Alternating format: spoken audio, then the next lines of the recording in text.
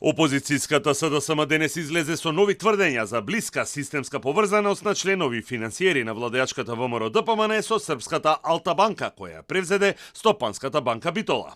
ВМРО ДПМН е пак со контраобвинувања дека преку Евростандард банка во времето кога СДСМ ја водеше државата се переле пари од Венецуела и се кршеле санкциите против оваа држава.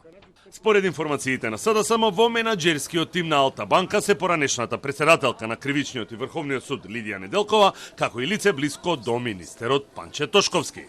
Во менаџерскиот тим стои името на Лидија Неделкова. Ви звучи познато? Дали е ова символ на Сваровски судството од времето на Груевски, која беше разрешена од судскиот совет? Во надзорниот одбор е Стефчо Елаковски, баџанак на Панче Тошковски, актуелен министер во владата на Мицковски.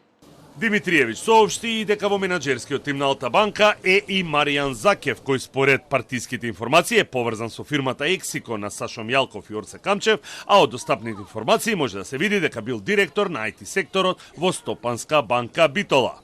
Предходно СДСМ објави дека во управниот одбор на банката од Битола била избрана Маја Кадиевска Војновиќ, која е поранешна членка на извршниот комитет на владеачката ВМРО ДПМН. Банкарот на Вучич стана банкар на Мицковски во Македонија.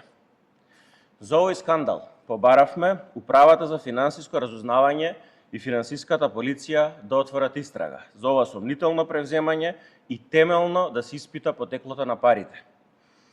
До денеска нема никаква реакција од ниту една надлежна институција. Од опозицијската СДСМ праша и дали премиерот Мицковски има сметка во Алта банка и дали тоа е причината поради која институциите не постапуваат.